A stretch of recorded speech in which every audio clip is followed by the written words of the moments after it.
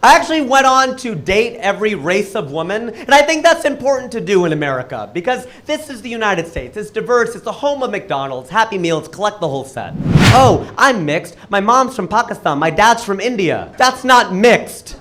That's just the British getting pissed off and dividing our country in parts. So I was telling you about how I moved from Cincinnati to LA. That whole thing was a tangent because I'm a tangent. 2006. I moved to Los Angeles and I am single.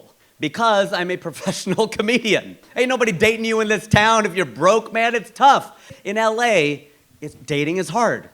You hear that all the time. And then people will tell you from other cities, like, dude, dating is hard everywhere. No, LA is a special kind of dating hell. And I'll tell you why. It's because everybody's selling and nobody is buying. There's a surplus of everything. You go to a party, everybody's looking for someone better to talk to. The guy right in front of you is like, subscribe to my newsletter, listen to my podcast, come to my show, and that's just me. I ended up getting really good at talking to women at bars. I spent a lot of time talking to women at bars, and all my male friends, all my man friends are always like, why are you always talking to women at bars? I go, because they're my height.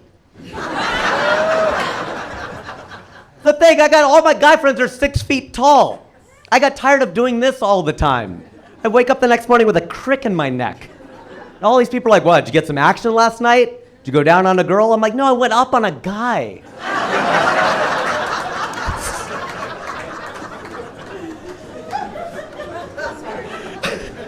I actually went on to date every race of woman, and I think that's important to do in America because this is the United States. It's diverse, it's the home of McDonald's, Happy Meals, collect the whole set.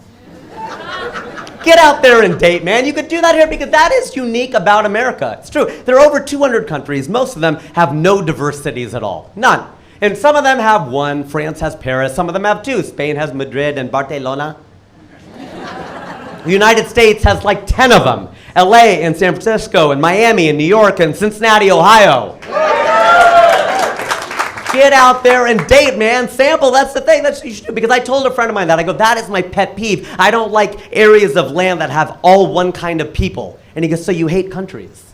I'm like, that's right. I hate countries and I love mixed people. I love mixed people because they're so hot. It's true, right? And a friend of mine tried to get in on that recently. She goes, oh, I'm mixed. My mom's from Pakistan. My dad's from India. That's not mixed. That's just the British getting pissed off and dividing our country in parts. You can't use that to book more commercials.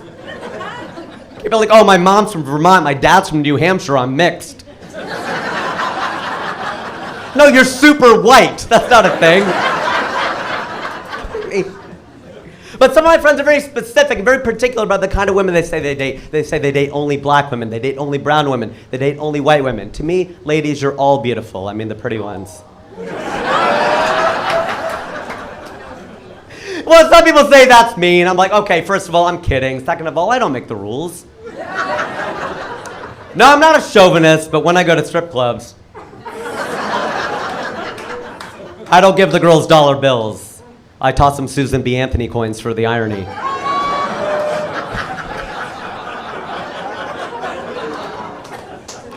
I actually met my wife on OkCupid.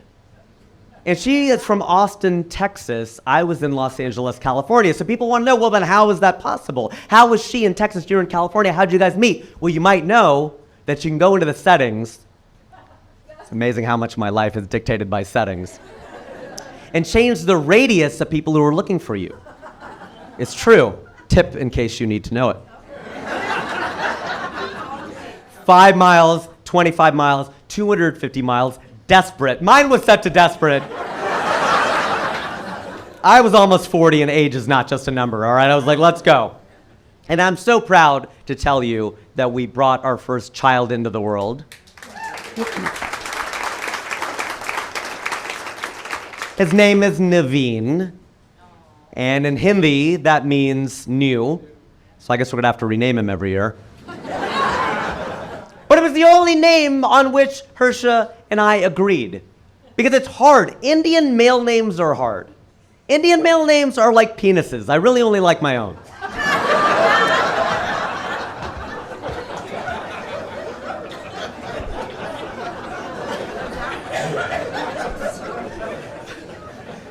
So Naveen was born in Los Angeles. Well, he was reborn in Los Angeles. And he was born in the year 2021, which makes him a COVID baby. The great thing about having a COVID baby is you know it's yours.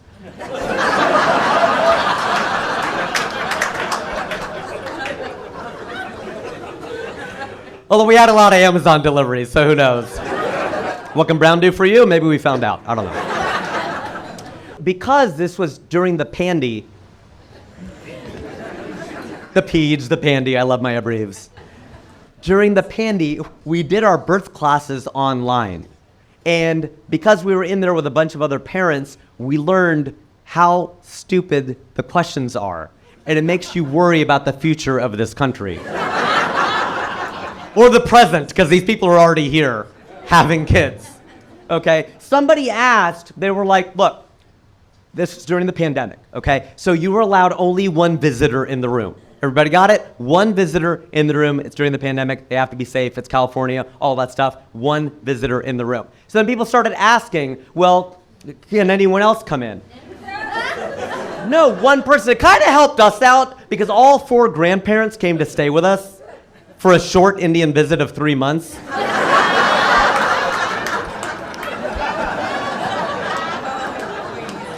A friend of mine asked me, he goes, are you coming to the point where you're ready for them to leave? I'm like, no, don't say that. We're well past that point. 4 grandparents, 3 months, you do the math. I'm Indian, I'll do the math, okay? And the reason is, because I'm Indian, we can't ask them to leave. We're not white. Now my friend Rob, over in Indiana, he was like, his mother-in-law came to stay for a long white visit of 5 days. On Sunday, it snows. And she goes, maybe I'll fly out on Monday. He goes, you're leaving today. I don't care if I have to shovel the runway. You're going. Try saying that to an Indian mother-in-law and see how long you live. So it kind of helped me out because God forbid they'd allow 2 visitors in the room. Which grandparent was going to go? That was a reality show I did not want to watch. I'm the dad, Amazon deliveries notwithstanding. And so I'm going in. And then people are mad. They're pissed off because their grandparents came to town and they wanted to come in. And so they type and they yell into the computer and they're just like, oh, well, does the doctor count as a visitor? No, the doctor doesn't count. She's at work. She's not just hanging out with us. Do the nurses count? Any nurses here? Any Filipinos or Malayalis? Okay. That's the thing, though. Like, no, of course, they're at work. So just be a smartass. I type in, does the baby count as a visitor?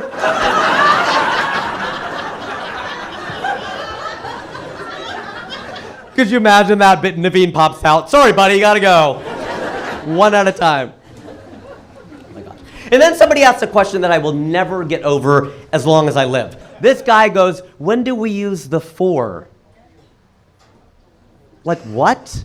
When do we use the for? And we're as confused as you are right now. When do we use the for? And we finally catch up in the materials and we realize he means, when do we use the IV?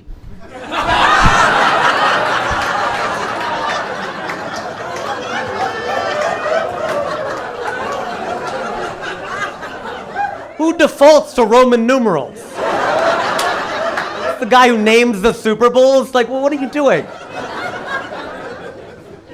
Eventually, we found out that Naveen's blood type is B positive, and as Asian parents, that's the last B plus we let him get. But in this day and age of modern technology, it was great seeing the child develop in the womb. That's a really cool thing because of tech, you get to actually see the child develop. You see the little fingers, little toes, you see the head, you see that spine. It's great when you see that spine because you know he's not going to be a Republican.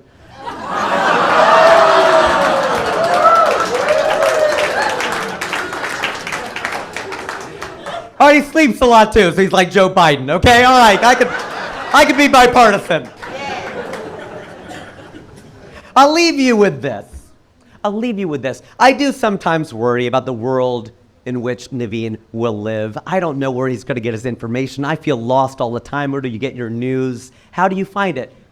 I'm ashamed to admit that I get it from the Brits. All right, from British news. I definitely read and watch British news like the BBC, The Guardian, The Economist, because I told you, we believe anything in that accent.